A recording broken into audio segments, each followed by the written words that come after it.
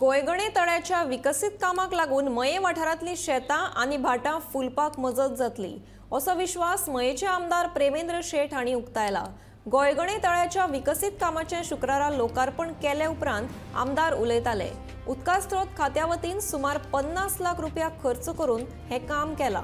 लोकार्पण सुवाळ्या वेळार झेडपी शंकर चोडणकर, सरपंच सुवर्णा चोडणकर, हेर पंच वांगडी, भाजप मंडळाचे अध्यक्ष दयानंद कारबोटकर आणि उदका स्त्रोत खात्याचे अधिकारी हाजीर आशिल्ले।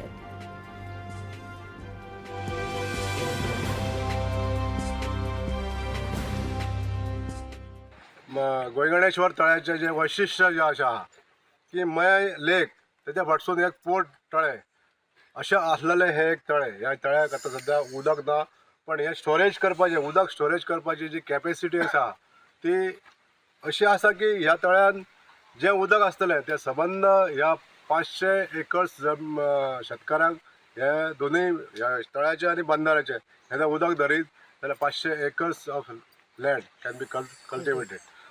आणि दुसरो विषय म्हणजे जे आमकां उदक आमी पंपिंग करून घेताले ह्या हेका तळ्याक, हेजें कारण कितें की शेतां पिकोवंक जाय म्हणून आमकां शिरगांवचें उदक जें आहा तें पंपिंग करून म्हणजे पंप मोठे मोठे पंप लावन आमकां ते हांगासर घेवचे पडटले आनी आमकां ती शेतां पिकोवची पडटली।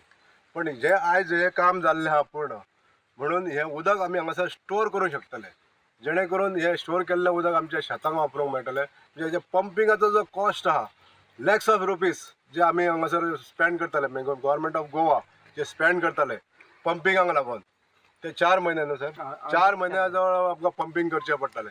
हे पंपिंगाचो जो कॉस्ट आहा हो आमचो सगळो सेव जातलो आनी म्हणून हो एक फलदायी आनी जी लायफ लायन म्हटल्यार ते खरें वाक्य आहा की आमच्या ह्या शेतकारांची सगळ्यांची ही लायफ लायन आहा। म्हणून आयज हे हो प्रकल्प लोकार्पण करता आसतना खूब आनंद जाता।